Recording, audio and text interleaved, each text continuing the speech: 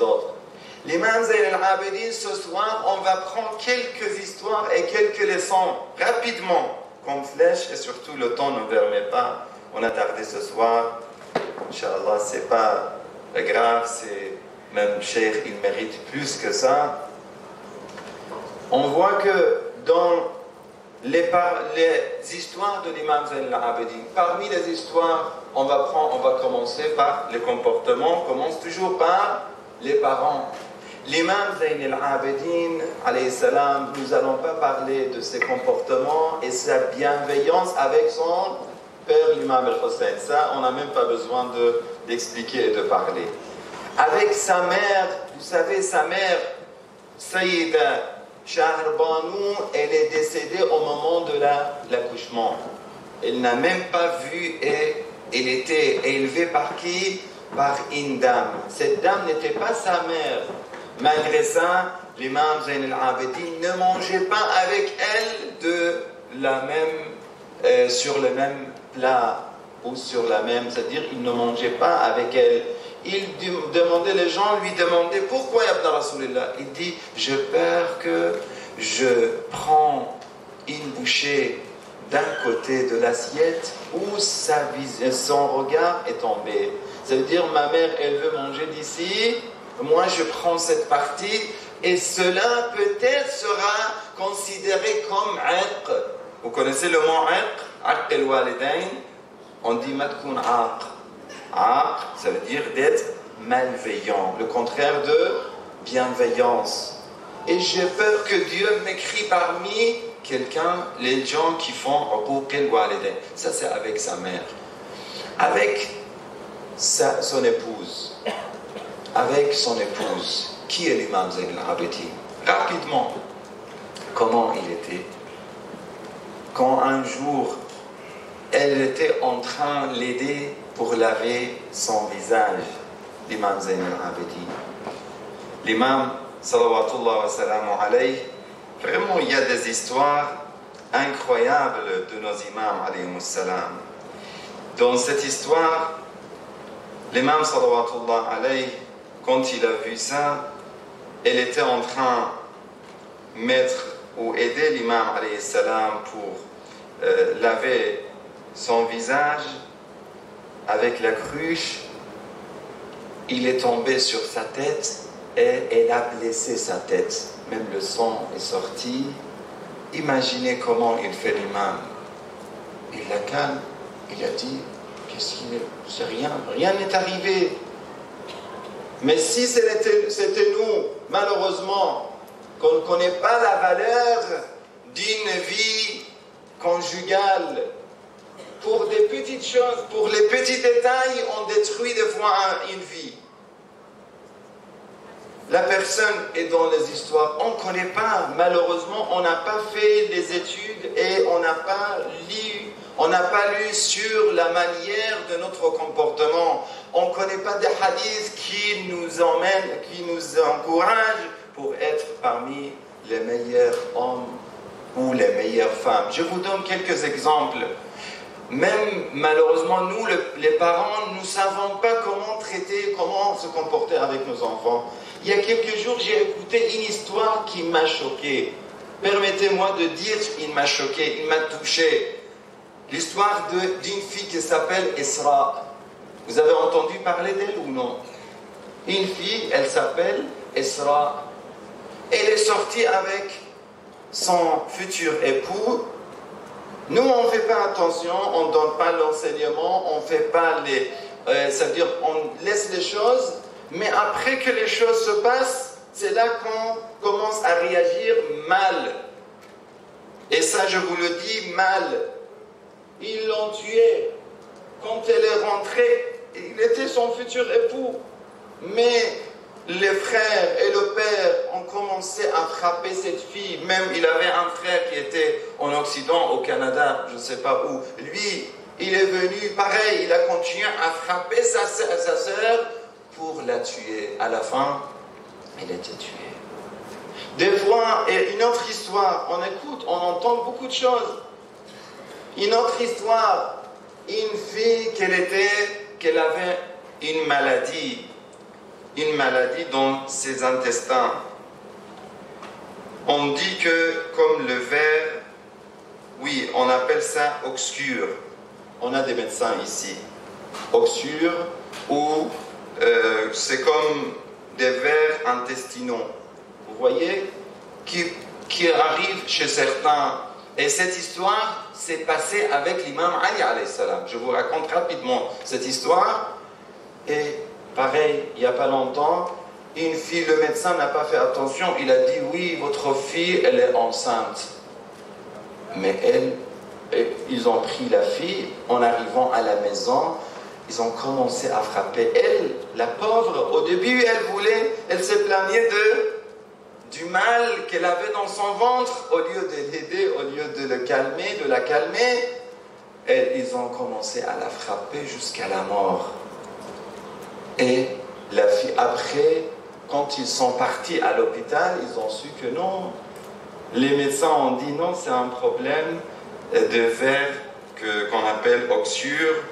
Et ça s'est passé même à l'époque de l'imam Ali alayhi salam. L'imam Ali, quand vous partez à Koufa, Masjid al-Koufa, Inch'Allah, Allah vous donne l'occasion de partir à Masjid al-Koufa. À Masjid al-Koufa, il y a un endroit qui s'appelle Astuwanat, oui. Astuwanat al-Tasht. On a des piliers là-bas. On prie à côté de chaque pilier ou derrière de chaque pilier dans Masjid al-Koufa. C'est très recommandé de faire des prières là-bas. Et parmi les piliers, il y a un pilier qui s'appelle, ça veut dire la bassine. Le pilier de la bassine. Pourquoi on l'appelle Tasht, la bassine ou la cuvette? Pour quelle raison? Parce que la même chose, il y a des parents qui voulaient tuer leur fille. Pourquoi? Ils ont vu que le ventre était grandi. Et ils ont pensé qu'elle a fait le haram. Ils voulaient la tuer. Ils sont venus pour parler et demander le conseil de l'imam Ali alayhi salam. Il a dit non, non, non. Ramenez-moi une grande bassine. Il a mis de l'eau chaude. Il a demandé l'aide des femmes. Il a fait le nécessaire. Et ce ver est parti, est sorti.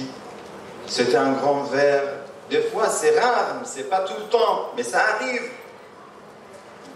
Attention de ne pas, et même si je ne vais pas maintenant vous dire qu'il ne faut pas faire attention, il ne faut pas parler avec nos enfants, il ne faut pas les interdire. Non, c'est le contraire.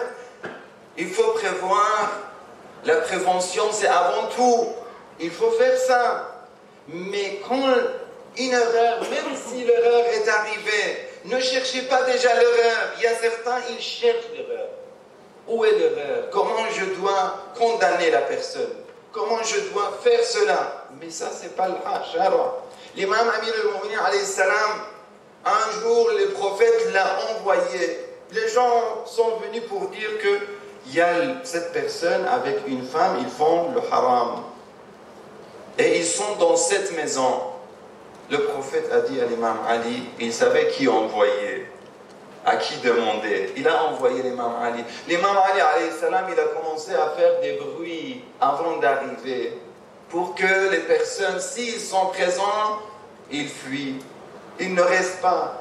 L'islam n'est pas là pour partir et faire de, trouver, c'est pour aider, protéger la société de l'haram. C'est ça le but de l'islam, quand il met des règles et des lois. Et même l'imam Amir al-Mu'minin, dans une autre histoire, il a sauvé, c'était à l'époque de Othman, il voulait tuer et lapider une fille. Pourquoi? Elle a accouché en 6 mois. L'imam a dit, mais c'est normal. Il y a des enfants, et il a dit, mais est-ce que ça se trouve dans le Coran, cette réponse? Il a dit, oui, même je peux te donner la réponse coranique. Où est dans le Coran? Il a dit, il y a 2 versets. Un verset qui dit que وَحَمْلُهُ وَفِصَالُهُ فِي عَامَيْنِ. Et un autre qui dit, comment dire, que وَفِصَالُهُ فِي عَامَيْنِ, ça veut dire 2 ans. Et un autre verset qui parle que c'est 1 an et demi la question de Arsal. Sallu ala Muhammad wa ali Muhammad.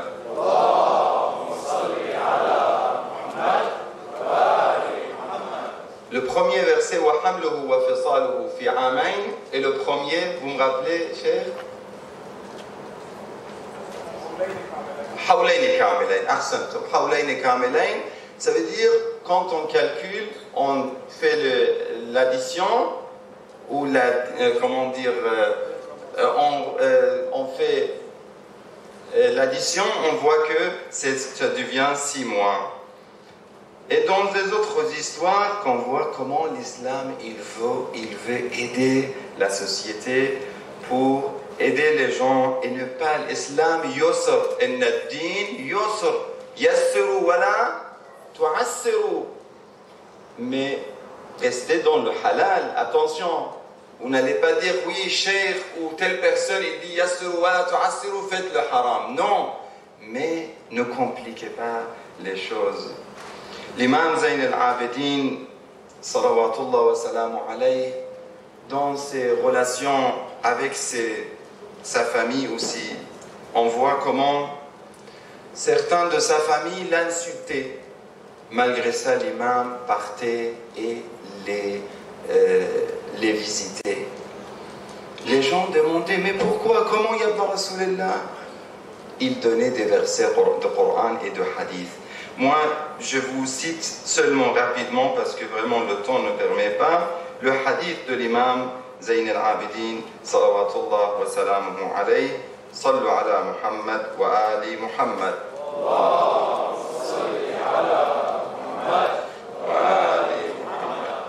Il dit, salawatullah wa salamuhu alayhi, ya Ali, thalathun thawabuhunna fi dunya wal akhirah. Écoutez bien, prenez ce hadith. Le prophète parle avec qui? Avec Amir al-Mu'minin. 3 choses que vous allez avoir leur récompense de dunya et de l'akhirah. Al-hajj yanfi al-faqr. Le pèlerinage, il éloigne la pauvreté. Certains pensent, si je pars au pèlerinage, j'ai 4-5 millions, maintenant je vais payer ça, je vais perdre ma vie et mon commerce. Non, si j'ai la possibilité, mais bien sûr avec des conditions. Si je suis mustatiya, vous connaissez l'histoire du pouvoir économique. Ça c'est une chose. Al-hajj yanfi al-faqr. As-sadaqa tadfa'u al-bala ou al-baliyya. Ça vous connaissez. Wa silatu ar-rahim tazidu al-umr. Vous voulez que Dieu prolonge votre vie? Augmentez votre salat ar-rahim. Ne dis pas que lui il a coupé le lien. Non, à moi de préserver ce lien. À moi de préserver. Le prophèt dit à une personne qui était en train de dire, Ya Rasulallah, je dois couper avec eux, parce qu'ils me font ça. Je fais rapide. Le prophète a dit, Dieu va vous refuser, vous tous. Il a dit, mais comment je fais? Il a dit, vous connaissez ce hadith très connu de l'imam du prophète sallallahu alayhi wa sallam. Maintenant, le hadith ici, il dit, Ya Ali, man damina li wahida, celui qui me garantit une seule chose, salatul rahim, damintu lahu arba'a, je le garantis 4 choses. Yasilu rahimah, s'il fait salatul rahim, il préserve son lien du sang. Yasilu rahimah, fayuhibbuhu Allah ta'ala, Allahu akbar. Est-ce qu'on veut plus que ça? Yuhibbuhu Allah. Allah va l'aimer. Deuxièmement, wa yuwassi' alayhi rizqah. Il lui donne énormément de rizq. Wa yazid fi umrih. Il lui prolonge la vie. Wa yudkhiluhu al-jannah allati wa'ada. Sallu ala Muhammad wa ali Muhammad. Salli ala Muhammad wa ali. Et l'imam, alayhi salam, il avait cela. Une personne a insulté l'imam devant tout le monde quand il est sorti de la Kaaba. Des mauvaises, ça veut dire des mauvais mots, très vulgaires. L'imam n'avait pas répondu. Les gens autour de l'imam voulaient le frapper. L'imam a dit non, laissez-le. il a dit à ce monsieur, quand il a terminé, il a dit, peut-être même ce que tu dis c'est vrai, fais-moi dua, fais-moi invocation pour que Dieu me pardonne. Et lui, il a commencé à pleurer. Il a dit, Ya ibn Rasulullah, ils m'ont payé 1000 dinars ou 1000 dirhams pour t'insulter. Ils m'ont dit, si j'arrive à te mettre en colère, j'aurai une somme, cette somme. Et j'avais besoin de l'argent. L'imam lui a dit, souriant toujours, lui a dit, mais si tu nous avais demandé, on t'aurait donné. Est-ce qu'on a, il a dit à ses compagnons, est-ce qu'on a de l'argent pour lui donner? Combien on a? Est-ce qu'on a 1000 dinars? Ils ont dit oui. Il a dit, donne-lui. Donnez-lui. C'est ça l'imam Zayn al-Abidin. Même avec telle personne, avec Marwan ibn al-Hakam, qui était la cause du martyre de l'imam al-Hussein, il a protégé sa famille et son épouse à Médine, et les histoires que vous connaissez.